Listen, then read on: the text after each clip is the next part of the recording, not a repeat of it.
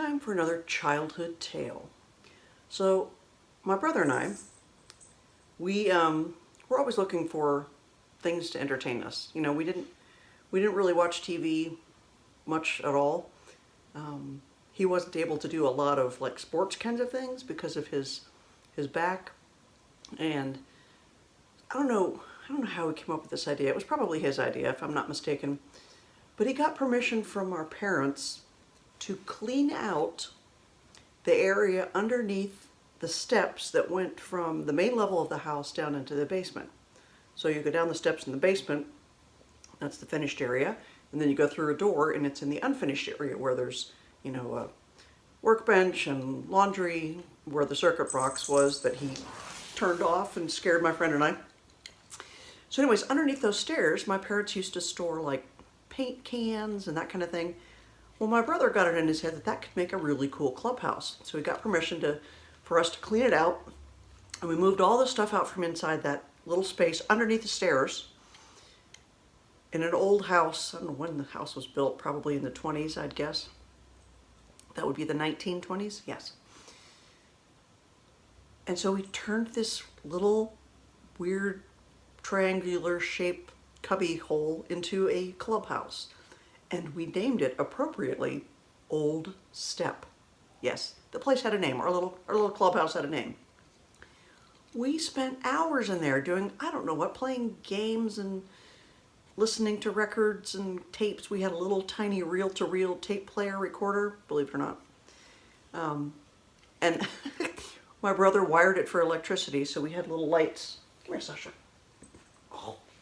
We had lights strung up inside the place, and like little shelves that we would put packs of gum, which we didn't have very often, but back then the rage was tea berry, clove, and blackjack. Those were the three.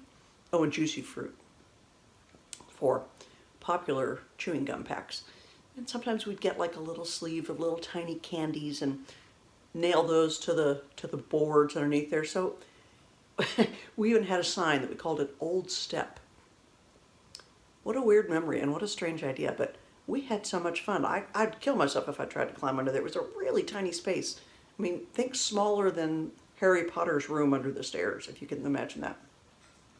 But we did a lot of that creative play when we were kids. I remember when my parents got a new refrigerator, that empty box was the bomb as far as a place to play. We set that up in the unfinished part of the basement. Hi, Lucy. Oh, baby girl. And he also wired that with electricity. So we had lights strung inside this big old cardboard box, and I hung pictures on the walls inside and drew pictures of furniture. We played inside that cardboard box for, it had to have been at least a month before, you know, I guess my parents got tired of it taking up so much space and it got collapsed and sent out to the trash, or we probably burned it. But yeah, so clubhouses like oldStep and the box from the refrigerator. Such memories, such creativity. Why do we lose that when we become adults? We kind of lose that sense of wonder and play, and I don't know. I get a kick. That's one of the things I love about playing with little kids, because you kind of get that back. I remember I used to borrow people's kids so I could go and see kids' movies and not feel stupid as a 20-something or even a 30-something-year-old going to the movie to watch a kids' movie. It's like, do you think your kids would like that movie? Can I take them with me? So they got free babysitting, and I got to watch a children's movie with a bunch of little kids. Win-win. So I guess that's it for tonight.